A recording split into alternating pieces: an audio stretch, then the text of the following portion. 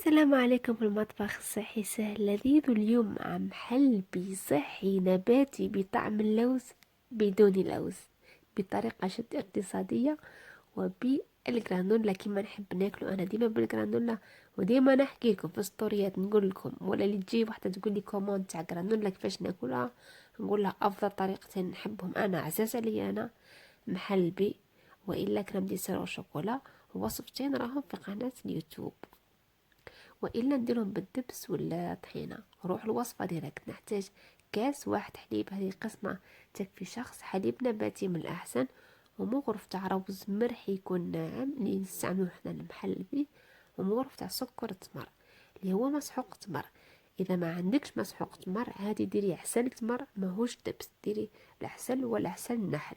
كنت شاركت من قبل وصفه كلاسيكيه تاع المحل بتاعنا الجزائري، هو برك بطريقة نباتية.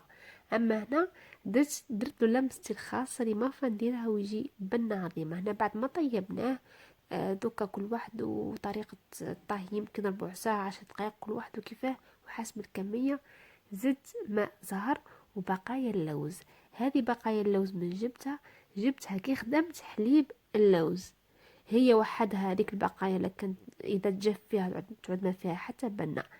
اما اذا تخليها في كونجيلاتور ولا ثم تخدمي بها محلبي، هذاك محلبي ما نحلفش غير بنتو لوز صافي، وكانك درتي له لوز كيما راهو جديد، وهي راهي غير بقايا منه يطيشوها. كان يديروا بها كوكيز، كان يديروا بها بسكوي. انا نحب بها محلبي صراحه. هنايا رحيته بالبلندر خاطر انا نحب محلبي ناعم. ثم لكم الاختيار، بصح من احسن هكا ترحوه يعطيكم قوام كريمي، قوام شويه موسوز هكا كيما لاموس، ومنفخ شويه ويعود ناعم. هذه احسن. اللي يحب المحل بأحرش وسخون عادي خلوه كيما راه. المهم ترحوه حتى يعود ناعم. الكميه قلت تكفي شخص فقط. انا اعطيتكم الكيل تاع كاس حليب وثم لكم الاختيار. هنايا نكبوه في الإناء هذا وجاني الكمية اللي كل جاتني في الإناء هذا. وأكيد راح نزينها بالقرفة.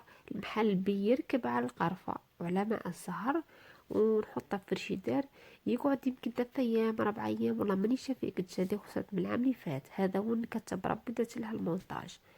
المهم من بعد تحط في الثلاجة. من أحسن يتغطى بابي فيلم. بابي فيلم اللي هو ورق بلاستيكي غذائي يحافظ على المحل، بيحافظ على أي حاجة في الثلاجة من التعفنات ولا من أي حاجة. خليها أطول مدة ممكنة. المهم يمكن 3 أيام يمكن 4 أيام. يبرد في الثلاجة وغدوة صباح افطروا به. أنا نديرو كفطور نديرو كسحور في رمضان. في أي وقت قبل التقديم مباشرة نديرو جرانولا ما تديروهاش وتحطه في الثلاجة، لا راح تطرى وتفقد القرمشة تاعها. اللوز هنا ماهوش شرط، شتيت باك زين وبصحتكم. هذا هو المحلبي الاقتصادي. ما تنساو الجام وتعليق زين. واذا عجبتكم وصفه قولوا لي زد لكم وصفات شويه هكا غريبه اللي ماهيش كما نقولوا تقليديه 100%. هذه زدت عليها اللمسه تاع اللوز. ونلتقي في وصفات اخرى. سلام.